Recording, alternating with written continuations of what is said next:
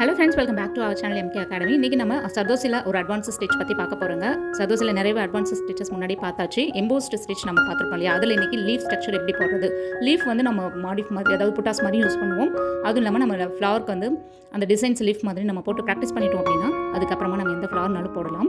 லீஃபுக்கு ரெண்டு நான் இங்கே வந்து பைப்பிங் த்ரெட் செட் பண்ணியிருக்கேன். யூஸ்வலாக சென்டரில் ஒரு பிளேஸில் மட்டும் பைப்பிங் த்ரெட் வச்சுட்டும் நம்ம போடலாம். நான் ரெண்டு பக்கமும் சின்ன சின்னதாக கட் பண்ணி வச்சுருக்கேன். உங்களுக்கு எந்த மாதிரி ஃப்ளவர் டிசைன் வேணுமோ அந்த மாதிரி நீங்கள் முதல்ல ட்ரேஸ் பண்ணி வரைஞ்சிட்டு அதுக்கப்புறமா இந்த பைப்பிங் த்ரெட்டை வந்து கட் பண்ணி அந்த இடத்துல ப்ளேஸ் பண்ணி ஸ்டிச் பண்ணிடணும். அதுக்கு அடியில் க்ளூ போட்டு ஃபேப்ரிக் போட்டு கண்டிப்பாக அட்டாச் பண்ணியிருக்கணும்.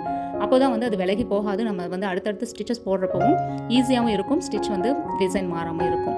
இதுக்கப்புறமா சென்டரில் ஒரு 3 சர்தோசி கொடுத்து ஃபில் பண்ணிக்கிட்டு ரெண்டு பக்கம் இருக்கக்கூடிய பைப்பிங் த்ரெட்டில் நான் கண்டினியூஸாக ஒவ்வொரு சர்தோசியை நான் வந்து ஸ்டிச் பண்ணிகிட்டே வந்துட்டுருக்கேன்.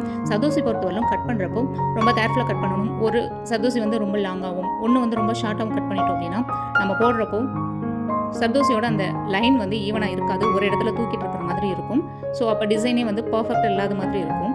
ஸோ அந்த சர்தோசி கட் பண்ணுறது ரொம்பவே இம்பார்ட்டன்ட். அதை பார்த்து கேர்ஃபுல்லாக கட் பண்ணிக்கோங்க. இதுக்கு முன்னாடி இருக்கிற வீடியோவில் ஏதாவது எம்போஸ்ட் ஸ்டிச்சில் வந்து நம்ம எப்படி கட் பண்ணணும், அதுக்கப்புறம் எந்த சைஸில் வந்து நம்ம கட் பண்ணணும், எப்படி எம்போஸ்ட் பைப்பிங் ஒட்டணும்னு காட்டியிருக்கேன். செக் பண்ணி சர்தோசி ஃபிக்ஸ் பண்ணுறதுக்கு சரி த்ரெட் யூஸ் பண்ணலாம், இல்லைனா சீவிங் சில்க் த்ரெட் எதுனாலும் யூஸ் பண்ணலாங்க. நம்ம அடியில் ஒரு லைன் கொடுத்துட்டு, அதாவது சீவிங் த்ரெட்டில் அடியில் ஒரு லைன் கொடுத்துட்டு அதுக்கப்புறம் மேலே சர்தோசி வந்து ஃபிக்ஸ் பண்ணணும்.